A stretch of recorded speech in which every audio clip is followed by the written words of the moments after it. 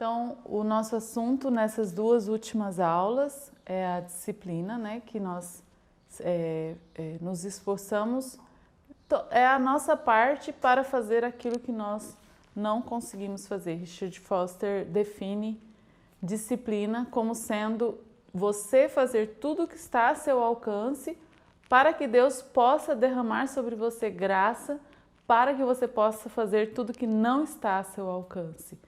Então, separar, você se esvaziar, separar tempo para Deus, não fazer nada nesse tempo é uma das coisas mais difíceis. Eu gostaria de ler o último parágrafo do livreto Espaço para Deus, na página 25, diz o seguinte: embora a disciplina da solidão exija que separemos para isso tempo e espaço, no final de tudo, o importante é que nossos corações se tornem aposentos tranquilos em que Deus possa habitar, onde quer que vamos e o que quer que façamos. Quanto mais nos treinarmos a gastar tempo com Deus e unicamente com Ele, mais descobriremos que em todo tempo e em todo lugar Deus está conosco. Então, poderemos reconhecê-lo mesmo no meio de uma vida atarefada e ativa. Depois que a solidão de tempo e espaço se torna solidão do coração, nunca haveremos de deixar aquela solidão. Poderemos viver a vida espiritual em qualquer lugar e em qualquer tempo. Dessa forma, a disciplina de solidão capacita-nos a viver uma vida ativa no mundo enquanto permanecemos constantemente na presença do Deus vivo.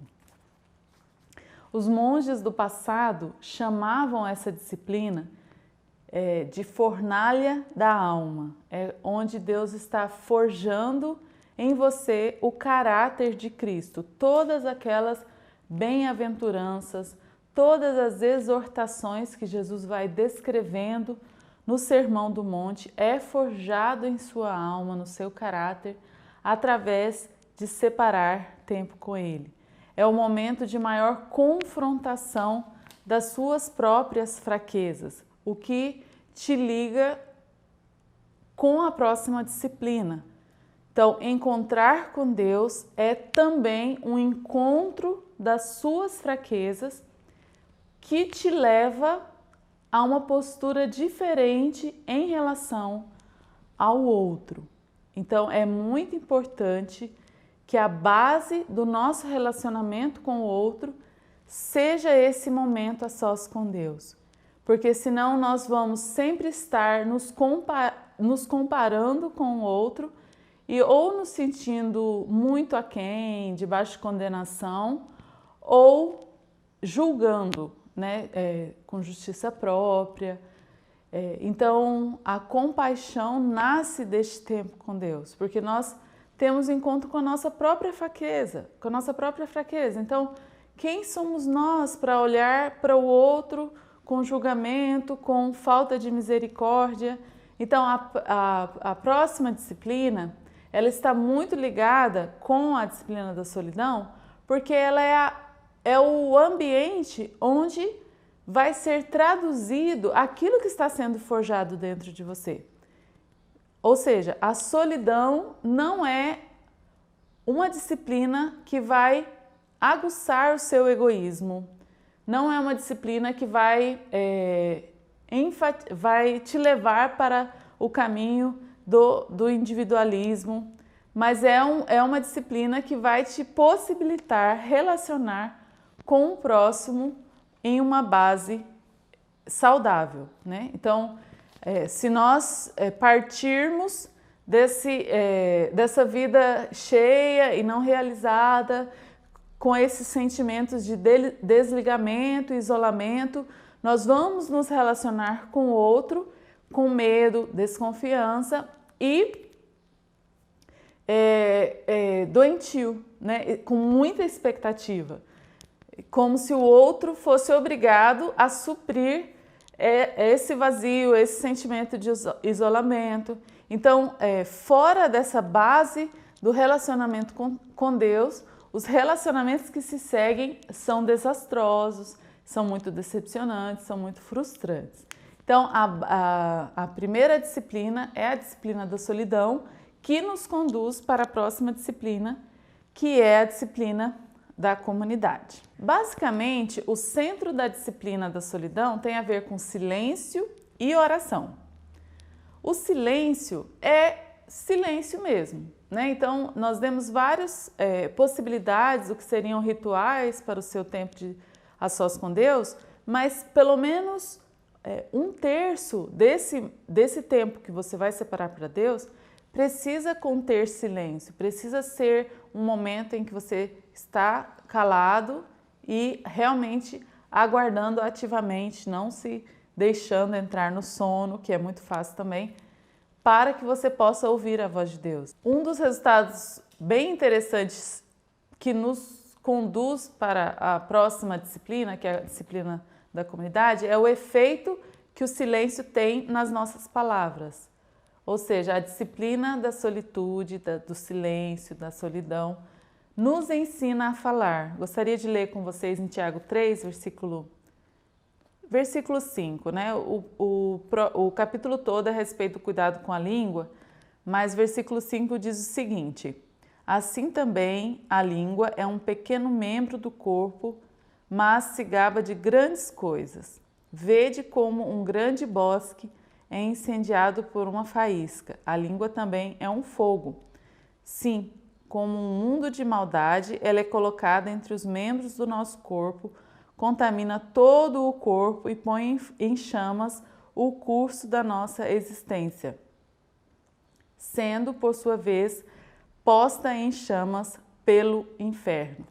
Versículo 9, com a língua bendizemos o Senhor e Pai, e com ela amaldiçoamos os homens feitos à semelhança de Deus. Então, é fundamental termos essa disciplina de solidão, do silêncio, porque a língua é o principal instrumento para colocar fim em uma comunidade, para trazer grande confusão e minar todo o potencial que poderia existir em uma comunidade. Então, como eu falei, esse resultado de encontrar com Deus é um encontro também com as nossas fraquezas.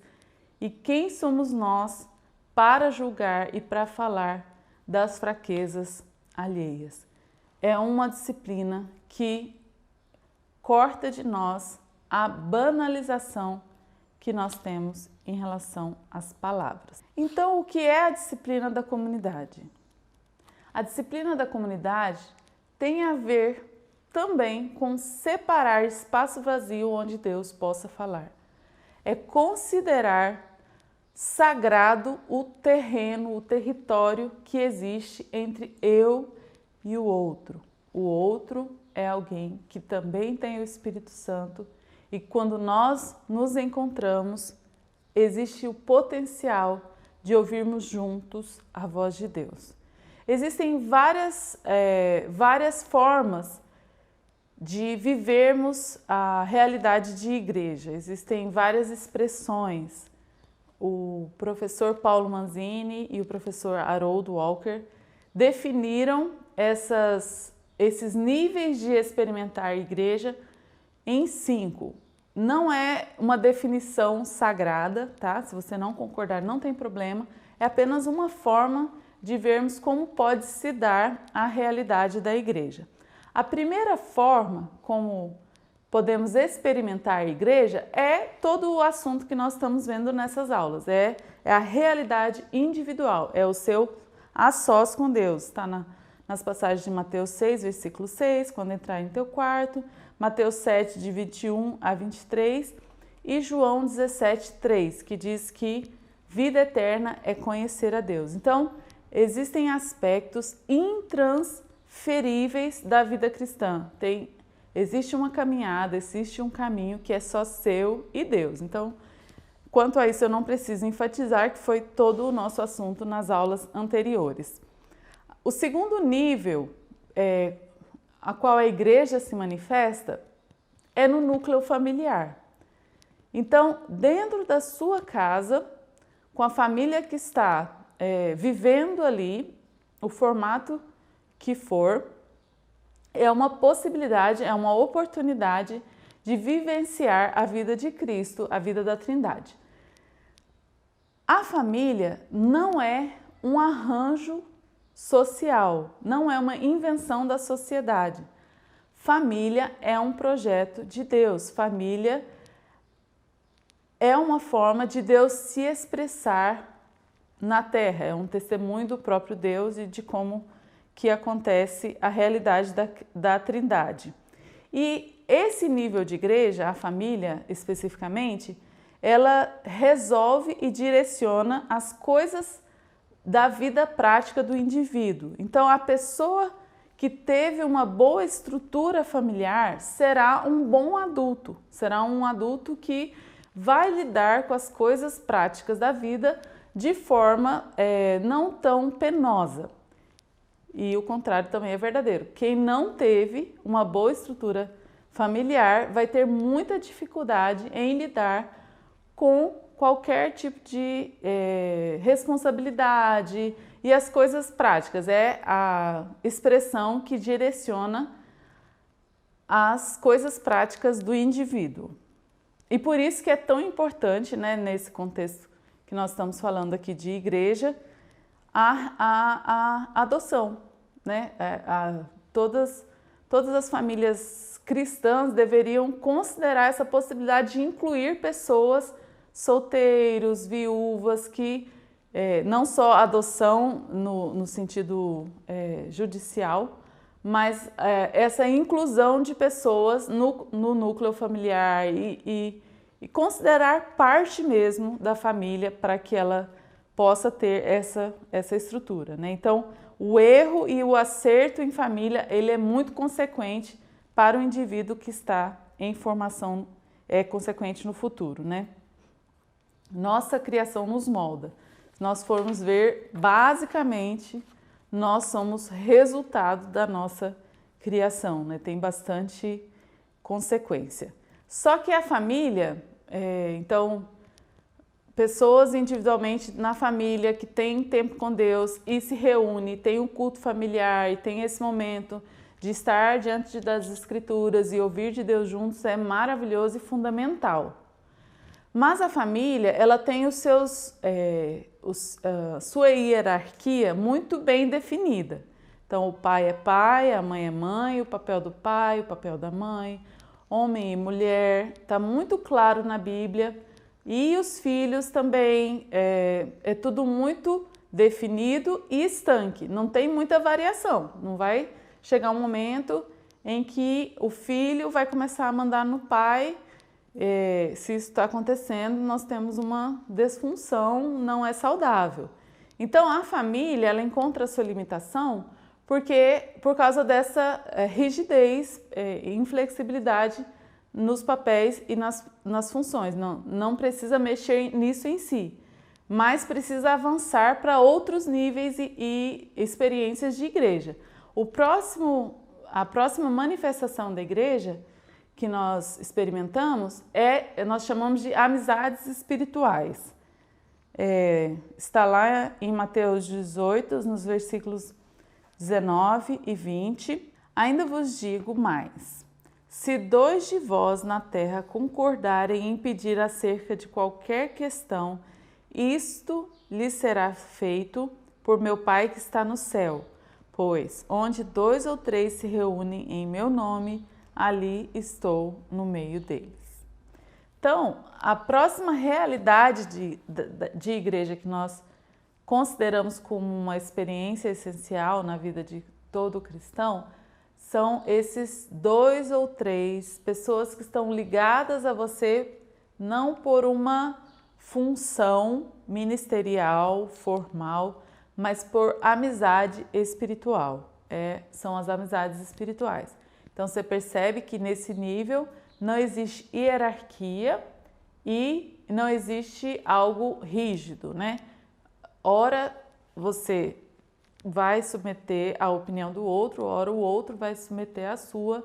Não existe necessariamente quem manda e quem obedece. E esse é um nível muito poderoso, né? Essas palavras de Jesus, elas são muito impactantes, né? Quando dois de vocês concordarem a respeito de qualquer coisa, vai ser feito. Então, existe muito poder nessa ligação de alma, nessa ligação onde você não está ali obrigatoriamente, mas voluntariamente, e existe muita vulnerabilidade nessas relações. Então, esse é um território extremamente sagrado, extremamente poderoso também, né? Onde os dois corações concordam, eles entram em acordo, não porque alguém está impondo, mas porque vibrou algo interior. Então, qualquer projeto feito neste ambiente vai acontecer, né? Então, esse nível nós chamamos de amizades espirituais. 2 ou 3 pessoas que estão ao seu lado e vocês não estão necessariamente olhando um para o outro, mas ambos ou os 3 estão olhando para um alvo em comum, para a missão ou para algo específico que Deus colocou para fazer, né? Então, é um território, é um dos mais poderosos, né? Esse companheirismo, ele precisa vir antes de qualquer obra, qualquer coisa mais formal, qualquer ministério, qualquer obra que aconteça. Sem essa base de companheirismo e amizade, é extremamente frágil.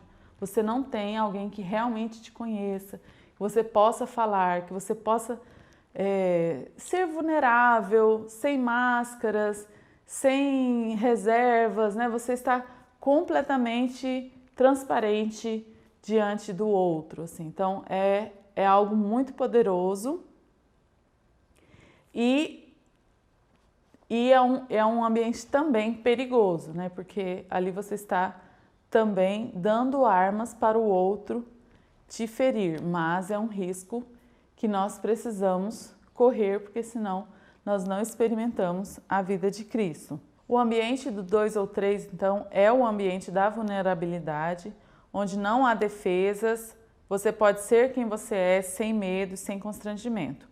Ele costuma vir como resultado de uma série de momentos de comunhão juntos, ou seja, gasta tempo, leva tempo para se construir uma amizade espiritual. Tempo de amizade forma vínculos espirituais. Então, são os relacionamentos, os vínculos de aliança. A quarta realidade da igreja nós chamamos de congregação local.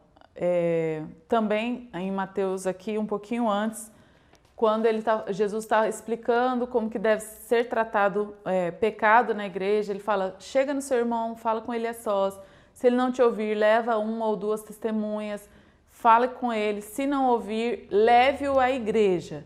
Então, essa realidade, essa congregação local, que em Hebreus fala que nós não devemos deixar de nos reunir, é este local onde tem a autoridade para ligar e desligar na terra, e ela tem o fluir da palavra proclamada, né? Muito importante.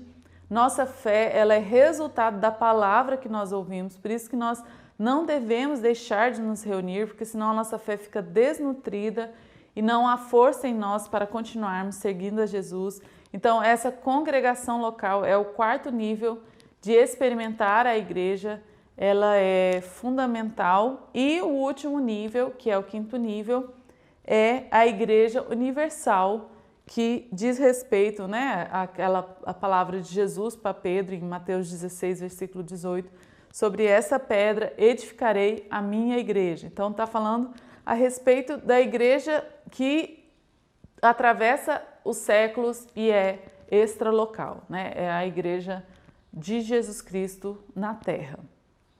É uma expressão maravilhosa e é a noiva que vai se casar com o Cordeiro. Então, a disciplina da solitude, a disciplina, o seu momento a sós